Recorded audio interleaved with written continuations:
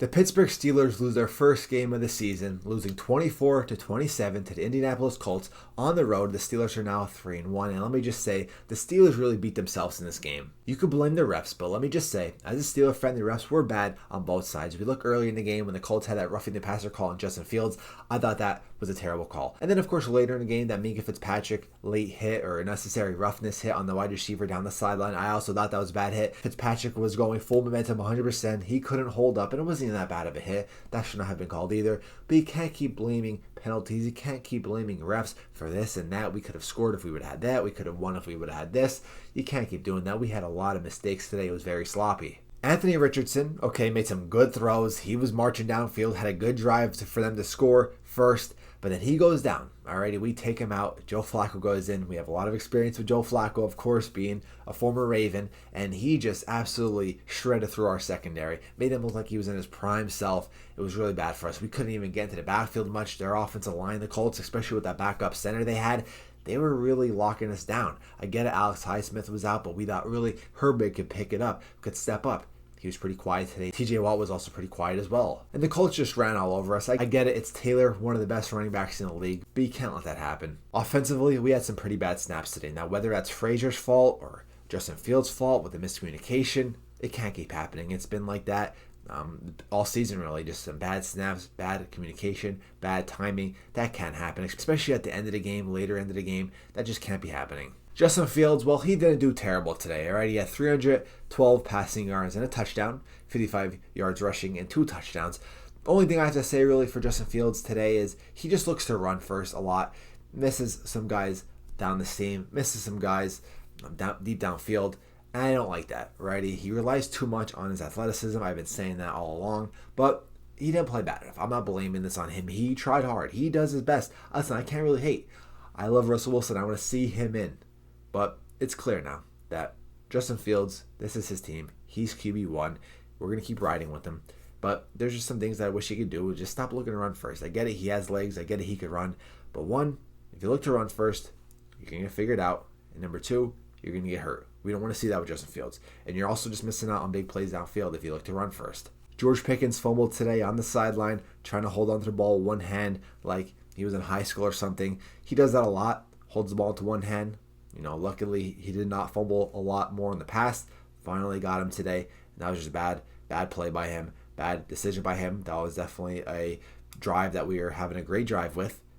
We could have at least scored a field goal at least, or a touchdown. And it just all went downhill, all went crap, because George Pickens couldn't hold onto the ball, which he should have. Cordero Patterson, let me just say, he was running good. But Father Time, I guess, caught up to him. Murphy's Law is what the announcer said. And that's true. I mean, he went down, he got hurt, didn't even look bad, and he was out for the rest of the game. So left us with Najee Harris. And Najee Harris, he was doing okay throughout these past couple games. But I feel like he was just not finding the right vision, finding the right holes. Later on in the game, at the very end of the game, our last drive, decided not to go out of bounds. All right, we could have saved the timeout. We could have stopped the clock if he just went out of bounds. Instead, he decides to stay in bounds when he's just a yard away from out of bounds. Receiving, though, we are using George Pickens and Pat Freiermuth a lot, which I like to see. We got to use Pat Freiermuth. We're also using Darnell Washington, a big guy hurdling like that. I'd like to see him. A lot of checkdowns for Darnell Washington because he could definitely break some tackles, get some extra yardage. And Pat Freiermuth, whether it's across the middle, whether it's checkdowns as well. He had 5 receptions for 57 yards and a touchdown. I want to keep feeding Muth. He should be getting at least 5 to 6 receptions a game. And same with George Pickens, 5 to 6 receptions a game. He had 7 for 113. But that's really it. We don't really space out our receivers much. And I wish we could.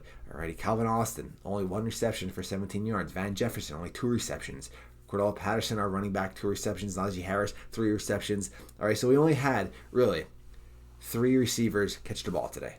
George Pickens, Van Jefferson, and Calvin Austin. I get it. We don't have many receivers. Our wide receiver room is not that deep.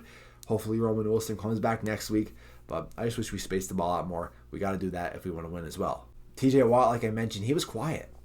0 tackles, only 2 assisted tackles, no sacks. He was in the backfield a lot, but just not enough in time. Hey, maybe that's just TJ Watt's bad game. He has usually 1 quiet game a year. We're going to need him next week when we have the Cowboys. Very big game next week. Primetime in Pittsburgh. A Cowboys team that I think we could beat. Alrighty, last time the Cowboys were in Pittsburgh, didn't go well. I'm pretty sure it's the last time they were in Pittsburgh is when Zeke ran it right up the middle. and won the game for them. That was a bad game. A bad game. Good game. Good game to watch. Bad game for the Steelers. But just a sloppy game. Game management in general.